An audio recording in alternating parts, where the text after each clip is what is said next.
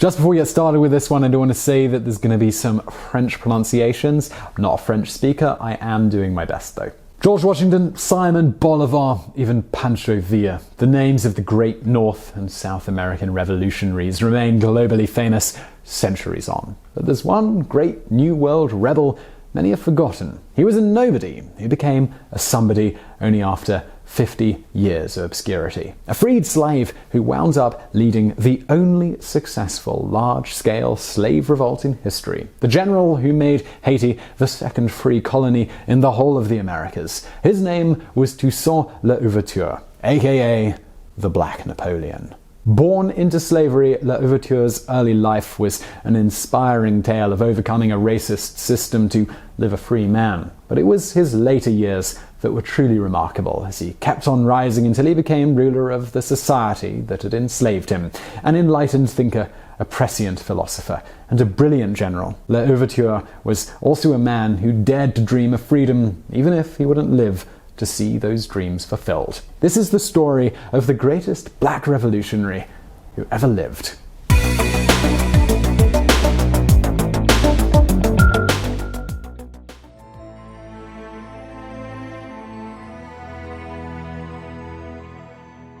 Imagine history is a vast cave, swirling with shadows, and each person's life is a distant torch. Some of those lives, like Napoleon's, are gigantic pyres burning so brightly that you can't possibly miss them. But others, most of them, are little more than matchsticks, almost invisible. It's into this category the early life of Toussaint LOuverture falls.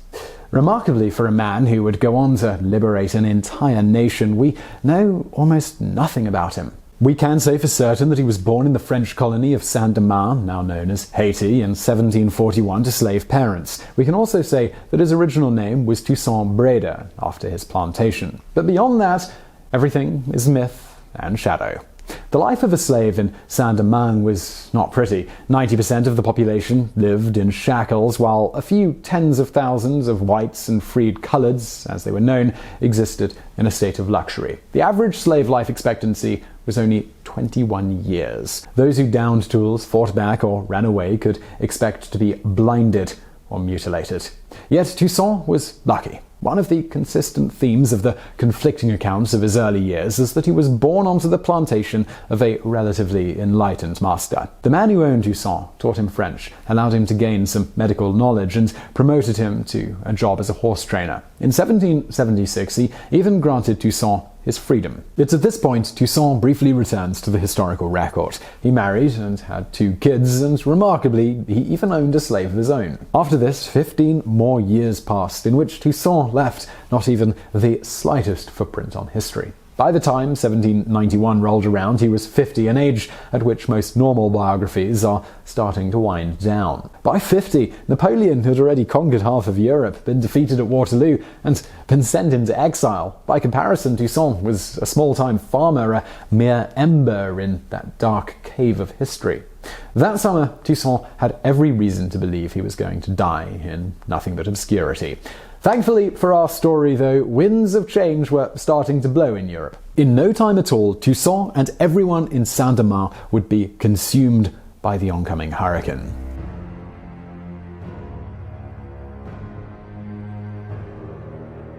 In 1789, a group of French radicals unknowingly lit the fuse on a gigantic pile of dynamite marked the French Revolution.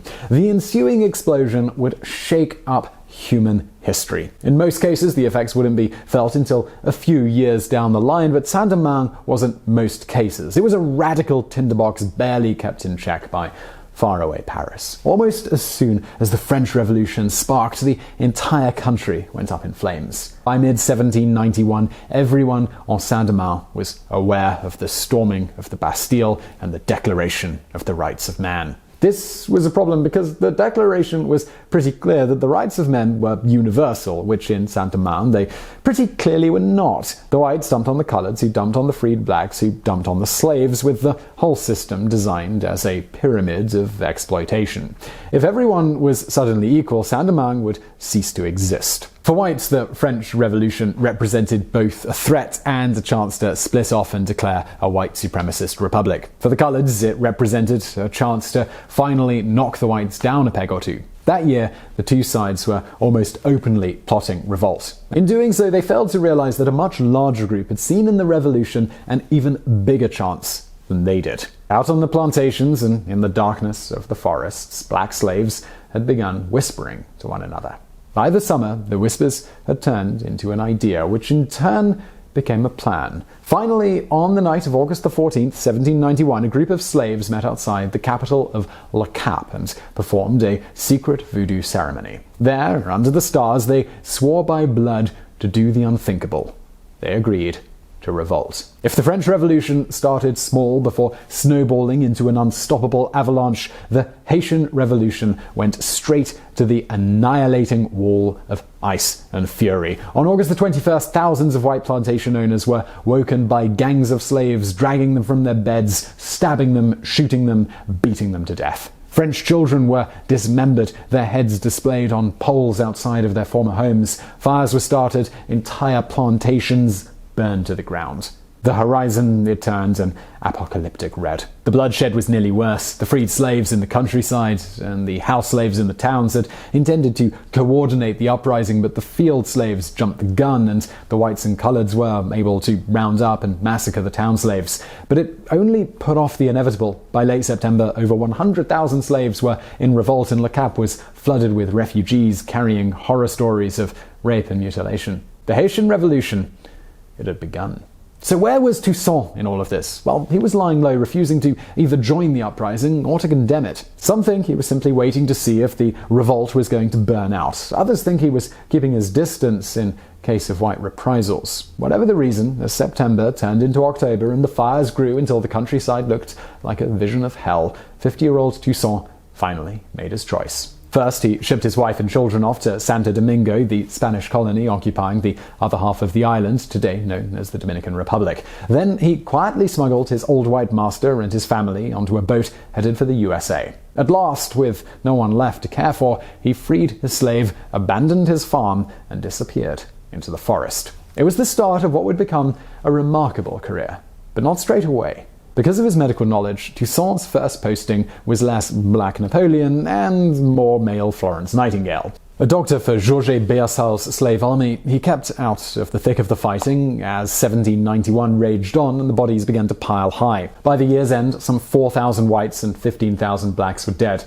The economy was in ruins, the plantations were husks, and a third of Saint-Domingue was in the hands of the rebellious slaves. By the time 1792 dawned, though, Toussaint was finally beginning to show his promise. Given 600 men to command, he quickly proved such an effective fighter that his ranks ballooned to 4,000. Although he was still answering to Beassal, he now effectively had his own army. Among their number was Jean-Jacques Dessalines, a runaway slave who would become Toussaint's right-hand man. While Toussaint's army gained fame for showing clemency to any whites they captured, Dessalines went in the exact opposite direction. A sadist with an overwhelming hatred of whites, Dessalines would inflict old plantation punishments on his captives, gouging out eyes and mutilating any French that he encountered before displaying their body parts on pikes.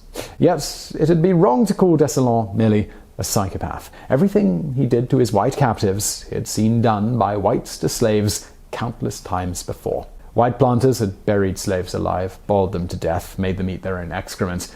It said that the sleep of reason produces monsters. Well, Dessalines was the perfect monster for a system that had long ago lost all sense of reason. With Dessalines' help, Toussaint was able to capture a huge swath of the country's north. As 1793 began, their partnership had turned Toussaint's fighters into perhaps the most effective slave army in Saint-Domingue. It was at this time that he changed his name to LOuverture, which can be read as opening the way, a possible reference to his military victories. But the war on Saint-Domingue had reached a kind of stalemate. Whites were holed up in their cities. The coloreds were attempting to establish a separate state in the south. The other slave army commanders were just as powerful as Toussaint. What the commander needed was an outside force that would come and give the entire war a gigantic shove. Luckily, that was bound to happen. 1793 is the year both Spain and Britain decided to invade Saint-Domingue.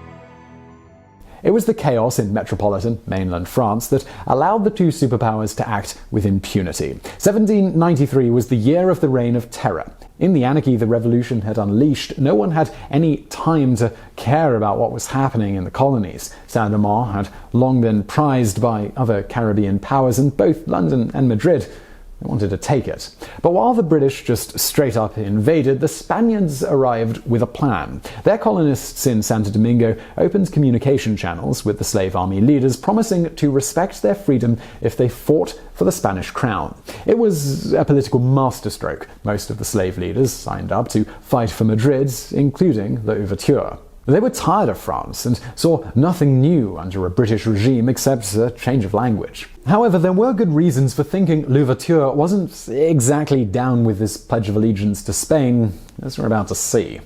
Come summer, the remaining French troops in Saint-Domingue were in a desperate position, but their fortunes, they were about to change. The chaos in Paris had briefly calmed down enough for the new revolutionary government to send out a delegation led by the portly abolitionist Léger Félicite Sonthonax. Arriving in Haiti, Sonthonax quickly divined that there was only one way to save the colony from implosion and conquest, and it just so happened to align perfectly with his own beliefs. On August 29, 1793, he did the unthinkable. He unilaterally freed all the slaves. At first, LOuverture didn't believe him, but as 1794 lumbered into view, it became clear that not only did Sonthonax mean to keep the slaves free, the government in Paris actually backed him.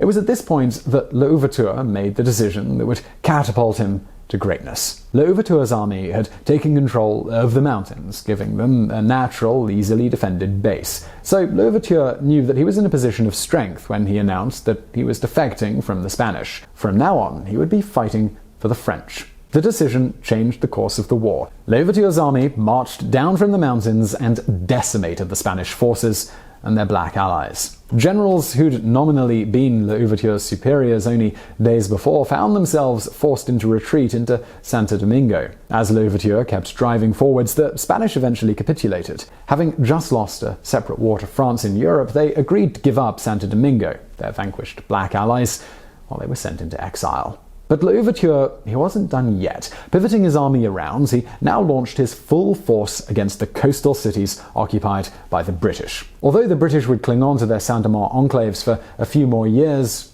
the game, it was up.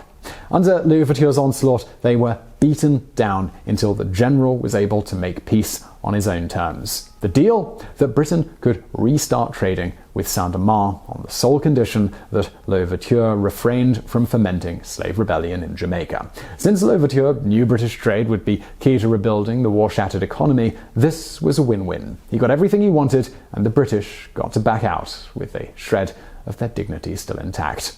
As the British slowly packed up and left, LOuverture turned his attention to the difficult problem of peace. For the remaining whites and coloureds, this would have been a time of paralysing fear. The slave armies were notorious for their massacres, and life under a former slave must have been a terrifying prospect. They had not counted on LOuverture's greatness. Rather than reprisals, LOuverture pursued a policy of reconciliation. He forgave war crimes committed by whites. He invited the plantation owners back, offering them the same plantations they'd owned before and the chance to make their money back. He instituted a policy of colorblindness. Everyone would be equal, and no white would persecute any black, just as no black would take vengeance upon any white.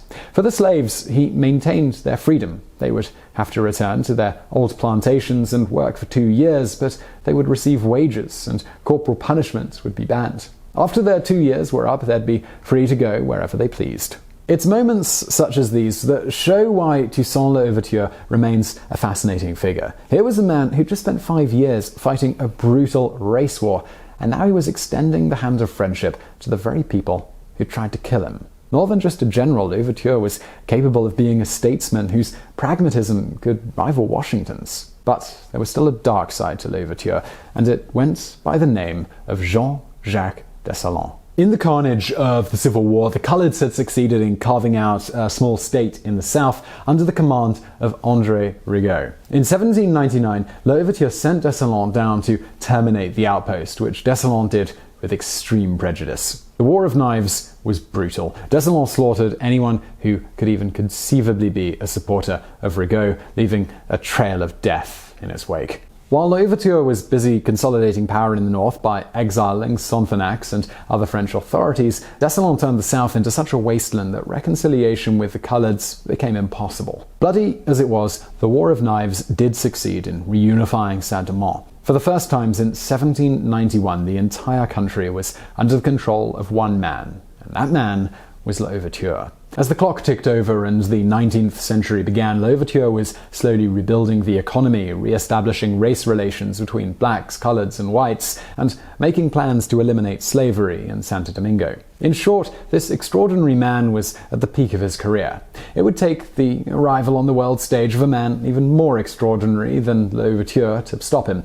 Unfortunately for the population of Saint-Domingue, that man was already waiting in the wings.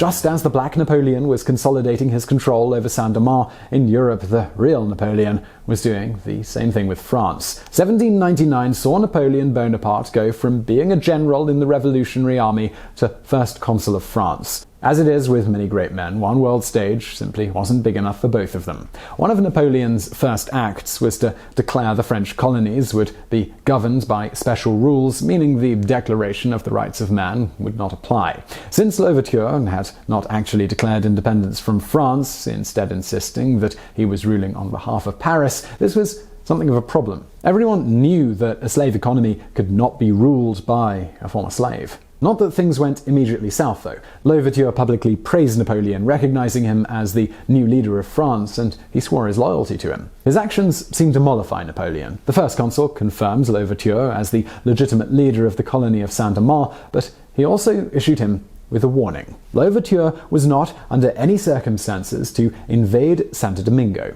So now, can you guess what LOuverture did next? At the time, Santo Domingo was a vassal state, technically ruled by France, but still in the hands of Spanish administrators. It also continued to practice slavery, something LOuverture couldn't tolerate on his doorstep. In 1801, he marched in, seized the country, and declared slavery abolished. Back in France, the merde hit the ventilateur. Incensed by LOuverture's actions, the government demanded something be done. Napoleon himself equivocated. He had a vague plan to invade America and recognized that Saint-Domingue's slave armies could help make that dream a reality. But his wounded ego eventually got the better of him. At the end of 1801, the first consul dispatched a military expedition under the control of Charles Leclerc to retake Saint-Domingue. Not long after, he passed the law of May the 20th, bringing slavery back to the colonies. It was the beginning of the end of both Toussaint LOuverture and French control of Saint-Domingue. On paper, LOuverture should have been able to rally popular support in the face of a French invasion. Sadly, in reality, his new equal society was not very popular. The economy was still a shambles, and the returned whites resented the empowered blacks. The coloured still remembered Dessalines' atrocities, and the blacks, well, they may have technically been free, but they were still stuck on their plantations. Of the three major demographics on Saint-Domingue, not one felt comfortable with LOuverture's failing state. As Leclerc made landfall, first the whites flocked to his side, then the coloureds, and then many of the slaves. Finally, even Jean-Jacques Dessalines turned on his old friend and threw his lot in with the French. And this, well, it was the end for LOuverture. After a few months of token resistance, LOuverture contacted Leclerc and promised to lay down his arms in exchange for a guarantee that the French would not reimpose slavery. Leclerc agreed, and Toussaint suspended military operations. Retiring to his old farm, he was surprised with an invitation to meet a French general at an out-of-the-way plantation. It was clearly a trap, but LOuverture was maybe just too tired by his sudden fall from power by that point. Whatever the reason, he accepted. As he arrived at the meeting spot, he was arrested under the orders of Napoleon himself and deported to France. Toussaint LOuverture, the man who had freed the slaves and ruled Saint-Domingue for one brief, shining moment, would never see his home again. Sent to the Jura Mountains in southern France, LOuverture spent the next year being beaten, neglected, and left to rot. He wrote a bit, likely dreamed a lot, but in the cold mountain air, his health collapsed. By this point, a man in his 60s, LOuverture's body soon failed him. He succumbed to repeated infections before finally slipping away on April the 7th, 1803. Like his white counterpart would in 20 years, the Black Napoleon had died alone, unloved, and in exile. His achievements seemingly forgotten. Before he went, though, LOuverture did have time to write his thoughts down on Saint-Domingue's future. He felt the genie was out of the bottle, and soon another black like him would come along to permanently free the slaves and expel the French. He was more right than he knew. As he lay dying, Toussaint had switched sides again. Leclerc responded by trying to commit genocide against the slave population, even using shipholds filled with fumes as primitive gas chambers. This was a bad decision. The dark force driving Toussaint was more than equal to Leclerc's demons, and in a genocidal war, there could only be one winner.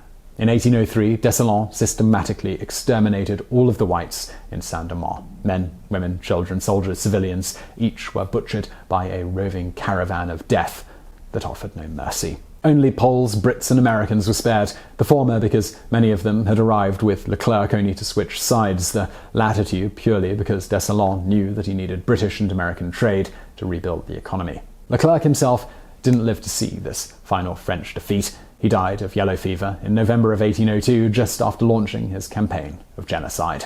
On January 1, 1804, Toussaint renamed the nation Haiti and declared independence from France. The slaves had done the impossible. They'd fought for their freedom, and they'd won. Although Haiti would endure centuries of economic misery, natural disasters, and occupation by powers including the United States, it would never again be ruled by France. All of this happened because of one man. Toussaint LOuverture may not have lived to see it, but his nation could never have won its freedom without him. It's thanks to the Black Napoleon that Saint-Domingue didn't merely become another British or Spanish outpost. And it's thanks to his insistence on ending slavery that Haitians remained free from 1794 onwards. He was a great commander, a shrewd statesman, and a man who tirelessly advocated for racial equality. His dream of creating an equal Saint-Domingue may have failed, but it was a noble dream all the same. For that reason, if no other, Toussaint LOuverture, the slave who became a leader, deserves to be remembered. So I really hope you found that video interesting. If you did, please do give us a like below, and don't forget to subscribe for brand new videos every Monday and every Thursday, and hit that bell button, because subscribe doesn't work like it used to on YouTube. If you actually want to get our videos in your notification feed, you do need to hit that bell, so do that. And as always, I'll see you in the next video.